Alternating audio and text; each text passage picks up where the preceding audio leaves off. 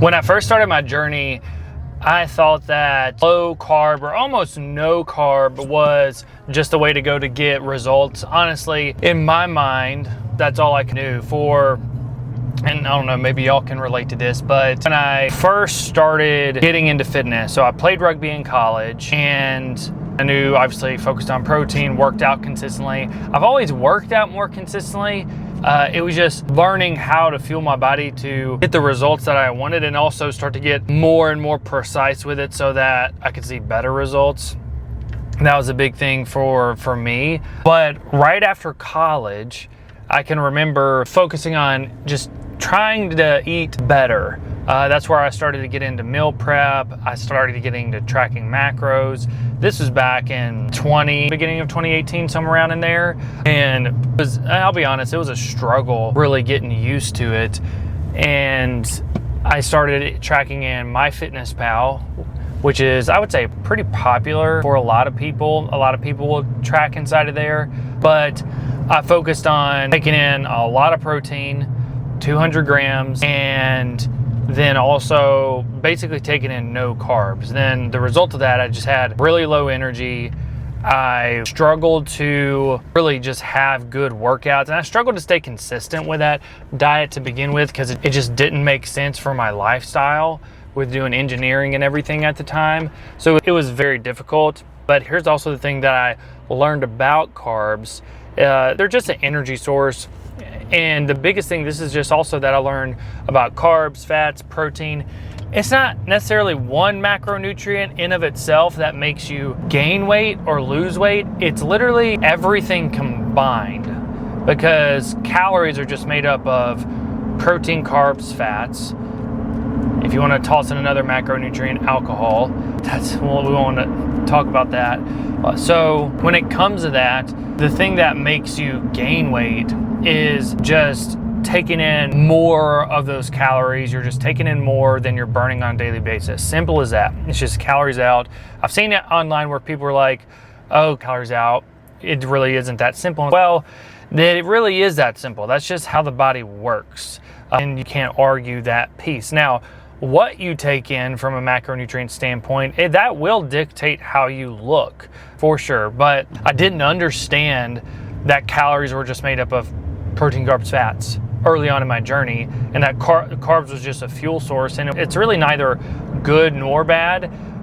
Where things become bad is when you just toss yourself into caloric surplus and you keep doing that and you start gaining weight. That's where a lot of things can happen. Now, we could get nitty gritty and start to talk about types of carbs that you're eating. Are you eating sugary foods, candy, donuts, different things like that? Processed carbs that won't keep you very full very long, or high in fiber and things like that. We can make that argument, but at the start, that would have been so overwhelming for me along my journey. I would have struggled so much just to be able to, if someone was like, hey, well, you have to eat these carbs, that carbs, you can have this or that, it would have just been way too much for me. And honestly, I might not have stuck with the journey long term because of that. So I'm thankful at the start it was simple, and I kept it simple because I didn't know any better, and it actually set me up for better success in the long run.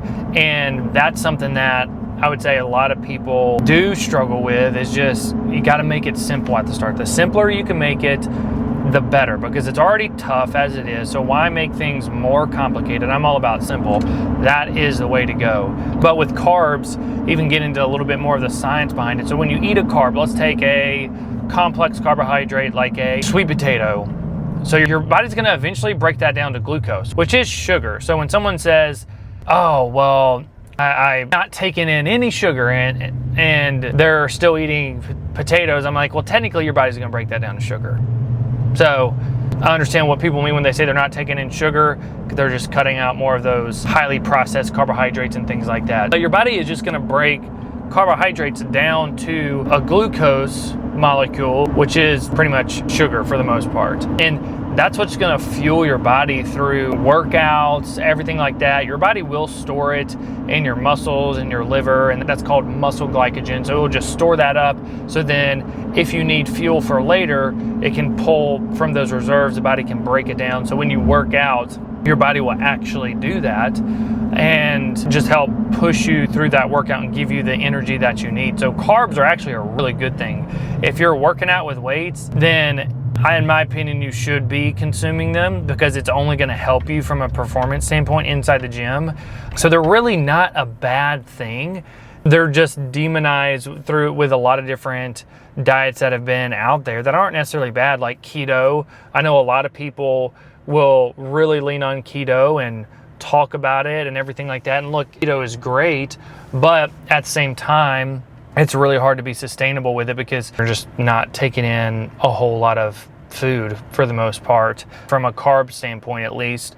But why people will really say, well, carbs are bad is because someone will go on keto, cut their carbs, and when you drop your carbs like a lot, well, your body, remember, it stores those carbs up as muscle glycogen, and also in the liver is also glycogen.